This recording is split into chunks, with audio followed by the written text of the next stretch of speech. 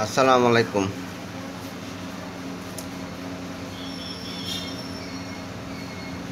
বিষয় হলো চাঁপাইনবাবগঞ্জ শিখগঞ্জ থেকে বলছি। আমি পেশায় একজন স্বর্ণ ব্যবসায়ী।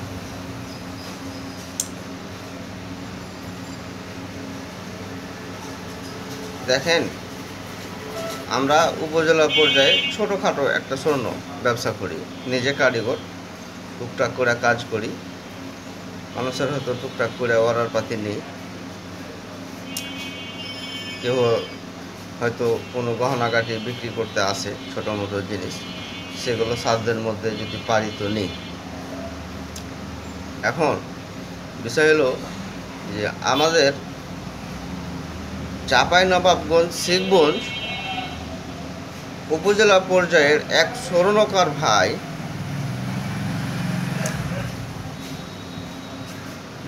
সোনা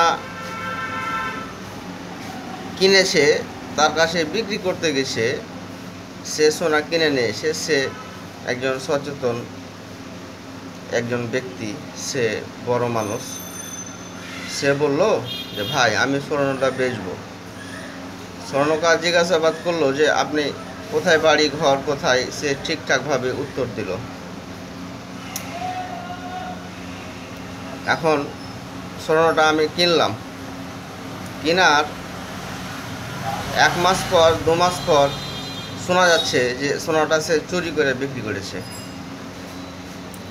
তো এতে চোর যে সে বিক্রি করতে যায়নি, সে আরেকজনকে দিয়ে স্বর্ণকারের কাছে বিক্রি করাচ্ছে। এখন চোর ধরা পড়েছে। চোর স্বর্ণ কাকে দিয়েছে সেও ধরা পড়েছে। ওই ধরার পরে যখন ওরাকে জিজ্ঞাসা করেছে কোথায় তুমি বিক্রি করেছো, তখন চোরের সাথী যারা, তারা তখন বলেছে অমুক দোকানে বিক্রি করেছি। দিয়ে দোকানদারটাকেও তখন পুলিশে ধরেছে। একজন ভালো বড় মাপের একজন ব্যবসায়িক, তাকে ধরেছে। আমি ব্যাপারটা বুঝতে পারছি না যে আসলে আমরা স্বর্ণের ব্যবসাটা করব কিভাবে। আমাদের মাথায় আসছে না যে আমরা বাজারে ব্যবসা করি, আমরা বাজার পরপর নগদ টাকা দিয়ে, লিগ্যাল টাকা দিয়ে সোনা কিনে আমরাই পরে চোর সাব্যস্ত হই। আমাদের উপজেলা পর্যায়ের শক্ত কোনো কমিটি নাই যে আমাদের হয়ে একটু কথা বলবে, আমাদের হয়ে একটু কাজ করবে, বা আমরা কিভাবে সামনে ব্যবসাটা পরিচালনা করব, এরকম শক্ত কোনো কমিটি নাই। এরকম কতদিন চলবে? এ চুরি না করেও যদি চোর হইতে হয়, তাহলে এর থেকে দুঃখজনক আর কিছু আছে বলে আমার মনে হয় না। তো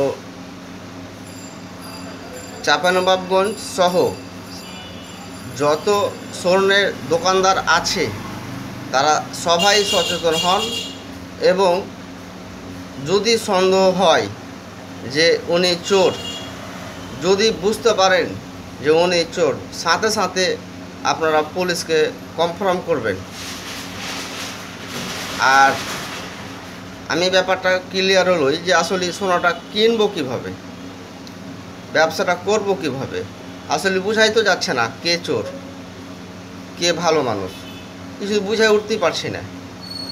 আমি দোকান করি, আমার কাছে আইলো ভাই আমি একটা 4 ওজনের একটা কানের পাশা বেচবো, আমার পয়সার দরকার, আমার স্ত্রী মেডিকেলে, আমার ছেলে নাই তো আমার ছেলে রাজশাহী মেডিকেলে ভর্তি আছে, না তো আমি একটু জমি কিনবো। সে সূত্র ধরেই কিন্তু আমরা স্বর্ণ গালা কিনি, ছোটো মোটো স্বর্ণ গালা কিনি। কিন্তু এখন দেখা যাচ্ছে কি যে ও সোনাটা কোথা থেকে নিয়ে এলো, আসলে এই বিষয়গুলো তো আর আমরা বসে থেকে জানতে পারবো না।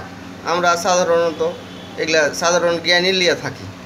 এখন লাওয়ার পরে বিষয়টা দাঁড়াইছে যে আমরা সোনা চুরি করা সোনা কিনেছি, মানে স্বর্ণকারও চোর হয়ে গেছে। তো এই ধরনের শাস্তিগুলা কি মানুষ পাইতে থাকবে, না আমাদের স্বর্ণকার ডিপার্টমেন্টের মধ্যে শক্তিশালী একটা সংগঠন তৈরি হবে? আশা করি আমার কথাটা বুঝতে পারছেন। তো সবাই সচেতন হন, সবাইকে সচেতন হওয়ার দরকার আছে। দেখেন, আজকে আপনি এরকম ঝামেলায় পড়বেন, কালকে আরেকজন ঝামেলায় পড়বে, বুঝছেন? তো সবাই সচেতন হন। সবারই দৃষ্টি আকর্ষণ করছি, একসাথে সবাই মিলে একটা বড় সংগঠন, সারা উপজেলাব্যাপী একটা সংগঠন তৈরি করাটা জরুরি। এ কারণে জরুরি, আপনাদের জানা থাকা দরকার যে প্রায় শুনতে পাওয়া যায় যে অল্প কিছু সোনা কিনে সে দেখায় শিখে যে তার মান সম্মান, তার হলো যে ক্যারেক্টার সবই ধ্বংস হয়ে যাচ্ছে। আসলে চোরের তো আর শাস্তি হচ্ছে না, চোর চোর ওই ওই ওই ওভাবেই পার হয়ে যাচ্ছে। আর যারা প্রকৃতি ব্যবসায়িক তাদের সারা জীবন হলো যে এই চোরের এই দুর্নামটা বহে বেড়াচ্ছে। তো সবাই সচেতন হন, সবাই ভালো থাকেন, সুস্থ থাকেন। আসসালামু আলাইকুম।